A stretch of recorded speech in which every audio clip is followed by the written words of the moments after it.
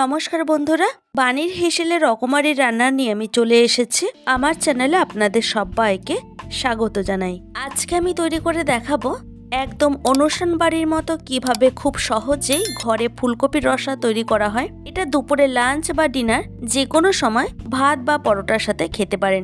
এছাড়া গরম ভাতের সাথে খেতে কিন্তু দুর্দান্ত লাগে। চলুন তবে রেসিপিটা শুরু করা যাক। ফুলকপি আর পনিরের রসা তৈরি করার জন্য এখানে একটা ফুলকপি ঠিক এই রকম ভাবে কেটে ধুয়ে পরিষ্কার করে নিয়েছি। আর নিয়েছি এখানে দুটো আলু। আলুটাকে আগে থেকেই আমি ঠিক এই রকম ভাবে টুকরো করে কেটে ধুয়ে নিয়েছি। এখন সবজিগুলিকে আমি ভাপিয়ে নেব, তার জন্য একটা কড়াই বসিয়ে দিয়েছি। এবার দিয়ে দেব পরিমাণ মতো জল, দিচ্ছি 1 টিস্পুন নুন যাতে সবজিগুলি খুব সহজে সেদ্ধ হয়ে যায়, আর দিচ্ছি কেটে রাখা আলুগুলি।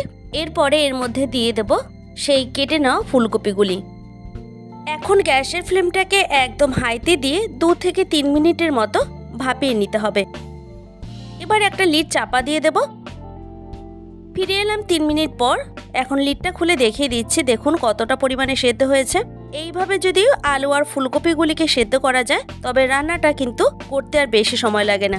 এছাড়া অনেকেরই গ্যাস অম্বলের প্রবলেম থাকে, তো সেক্ষেত্রে যদি এইভাবে ফুলকপিটাকে সেদ্ধ করে জলটাকে ফেলে দেওয়া হয় তাহলে আমরা সকলেই গ্যাস অম্বল থেকে মুক্তি পেতে পারি। কথা না বাড়িয়ে এবার চলে যাব পরের স্টেপে। এখন গ্যাসের উপরে একটা কড়াই বসিয়ে দিয়েছি, তারপর সেটাকে খুব ভালো মতো গরম করে নিতে হবে। দিচ্ছি কিছুটা পরিমাণে সাদা রিফাইন্ড অয়েল, তারপর কড়াইতে একটু স্প্রেড করে দেওয়ার পর দিয়ে দেব 1/2 টিস্পুন হলুদ গুঁড়ো। এখন ফুলকপিগুলিকে কড়াইয়ের মধ্যে দিয়ে দেব।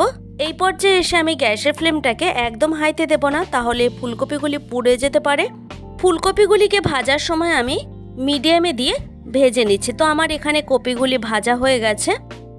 এখন এগুলিকে একটা প্লেটে তুলে নিচ্ছি। এখন এই কড়াইয়ের মধ্যেই আরও খানিকটা পরিমাণে তেল দিয়ে দিলাম। এখন এর মধ্যে দিয়ে দিচ্ছি ভাপিয়ে নেওয়া আলুগুলিকে। তো 1 মিনিটের মতো এইভাবে একটু নাড়াচাড়া করে নিলাম। এবার দিয়ে দেব সামান্য একটু হলুদ গুঁড়ো। হলুদটাকেও এখন এইভাবে আলুর মধ্যে একটু মিশিয়ে নিতে হবে। একটু চেক করে নিচ্ছে আলুটা কতটা পরিমাণে সেদ্ধ হলো। তো এদিকে আলুটা ভাজা হতে থাক, আমি দেখিয়ে দিচ্ছি আমি কি মশলা নেব। যেমন নিয়েছি এখানে একটা প্লেটের মধ্যে 1 টেবিল চামচ পোস্ত, আর কিছুটা পরিমাণে আদার টুকরো করে নিয়েছি, আর 5খানা পাকা লঙ্কা নিয়েছি কিছুটা পরিমাণে কাজু বাদাম, আর একটা টমেটো কুচিয়ে নিয়েছি। এই বাটির মধ্যে আছে 200 গ্রামের মতো পনির। এটা বাজারে কেনা পনির ব্যবহার করেছি, চাইলে ঘরে তৈরি করে পনিরটা ব্যবহার করতে পারেন। তো অলরেডি আগে থেকে আমি স্কোয়ার শেপে কেটে রেখেছি। তো আমার অন্যদিকে আলুগুলি ভেজে নেওয়া হয়ে গেছে। এখন একটা প্লেটে তুলে নিচ্ছি। দেখুন এই রকম ভাবে আমি লাল করে ভেজে নিয়েছি। এখন আবারও গ্যাসের উপর একটা অন্য কড়াই বসিয়ে দিলাম। এরপর এর মধ্যে দিয়ে দেব পর্যাপ্ত পরিমাণে তেল।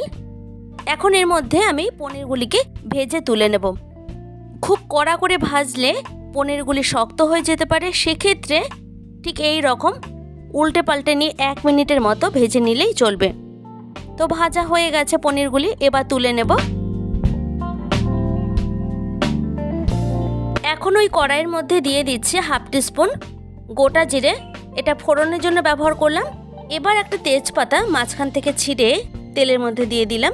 এখন জিরে আর তেজপাতাটাকে 30 সেকেন্ডের মতো এভাবে একটু ভালো করে নেড়ে চেড়ে নিতে হবে। যখন এখান থেকে সুন্দর গন্ধ বেরোবে তারপর এর মধ্যে দিয়ে দেব বাটা মশলাটা। মানে আমি যেটা আগে দেখিয়ে রেখেছিলাম প্লেটের মধ্যে, কাঁচা লঙ্কা, আদা, টমেটো, পোস্ত, কাজু, সেগুলি আমি মিক্সারে গ্রাইন্ড করে নিয়েছি, সেটা দিয়ে দিয়েছি। এবারে এর মধ্যে দিয়ে দিচ্ছি 1 টিস্পুন নুন। যেহেতু এর মধ্যে আদা বাটা আছে, তো যদি ছিটকে আসে তার জন্য একটু নুন দিয়ে দিলাম। তারপর বাকি যে মশলাটা ছিল সেটা দিয়ে দিলাম, তার সঙ্গে কিছুটা পরিমাণে বাটি ধোয়া জল অ্যাড করলাম। এখন এর মধ্যে আরও কিছু পরিমাণে মশলা অ্যাড করতে হবে। যেমন দিয়ে দিচ্ছি 1 টিস্পুন জিরের গুঁড়ো ঘরে তৈরি করা, আর 1/2 টিস্পুন ধনের গুঁড়ো, এটাও ঘরে তৈরি করা। দিয়ে দিলাম 1/2 টিস্পুন হলুদ গুঁড়ো, 1 teaspoon Kashmiri red chilli powder, এটা কালারের জন্য দিয়ে দিলাম। যেহেতু এটা নিরামিষ রান্না দিয়ে দিচ্ছি 1/2 টিস্পুন চিনি। এটা পুরোটাই নিজের পছন্দ অনুযায়ী দিতে পারেন। এখন গ্যাসের ফ্লেমটাকে মিডিয়ামে দিয়ে এই মশলাটাকে খুব ভালো করে কষিয়ে নিতে হবে। যেহেতু এর মধ্যে কাজু বাদাম বাটা আছে, তো কড়াইতে একটু লেগে যাচ্ছে, তাই কন্টিনিউ এটা নাড়তে থাকতে হবে। এখন মশলাটাকে আরও ভালো করে কষানোর জন্য একটা লিড চাপা দিয়ে দেবো 3 থেকে 4 মিনিটের জন্য। ফিরে এসে লিডটা সরিয়ে নিচ্ছি। দেখুন মশলাটা থেকে তেলটা কিন্তু আলাদা হয়ে গেছে। এখন আবার একটু ভালো করে নেড়ে চেড়ে নেব। এবার এর মধ্যে দিয়ে দেব সেই ভেজে রাখা আলুগুলি। আলুটাকে এভাবে একটু মশলার মধ্যে কষিয়ে নিতে হবে ভালো করে। ফ্লেমটা একদম লোতে দিয়ে রেখেছি। এখন আলুটাকে সেদ্ধ করার জন্য লিড চাপা দিয়ে দেবো 3 থেকে 4 মিনিটের জন্য। 3-4 মিনিট পর ফিরে এসে লিডটাকে সরিয়ে নিচ্ছি। এবার এর মধ্যে দিয়ে দেব জল। আমি এখানে উষ্ণ গরম জল ব্যবহার করছি। যে কোনো রান্নার ক্ষেত্রে যদি একটু উষ্ণ গরম জল ব্যবহার করা হয় তাহলে রান্নার টেস্টটা কিন্তু খুবই ভালো হয়। আমার যেহেতু এখানে আলুটা ভাপানো ছিল তাই রান্নাটা করতে একদমই সময় লাগবে না। এবার গ্যাসের ফ্লেমটাকে একদম হাইতে দিয়ে রেখেছি। জলটা যখন খুব ভালো মতো ফুটে উঠবে তখন এর মধ্যে ভেজে রাখা ফুলকপির টুকরোগুলি দিয়ে দেব। এরপর এভাবে একটু ভালো করে নেড়ে চেড়ে নেব। এখন এর মধ্যে দিয়ে দেব সেই ভেজে রাখা পনিরের টুকরোগুলি। এইভাবে যদি ফুলকপি আর পনিরের রসা তৈরি করা হয় তাহলে গরম গরম ভাতে কিন্তু খুবই ভালো লাগবে। এখন গ্যাসের ফ্লেমটাকে একদম হাইতে দিয়ে একটা লিড চাপা দিয়ে দেব। তবে গ্রেভিটা যে যার পছন্দ অনুযায়ী বাড়িয়ে বা কমিয়ে নিতে পারেন। ফিরে এলাম কিছুক্ষণ পর। এবার লিডটা সরিয়ে আমি একটু দেখে নিচ্ছি। তো আমার এখানে নুনটা কম মনে হচ্ছে তাই আরও 1 টিস্পুন নুন দিয়ে দিলাম। আর দিচ্ছি 1/2 টিস্পুন গরম মশলা গুঁড়ো।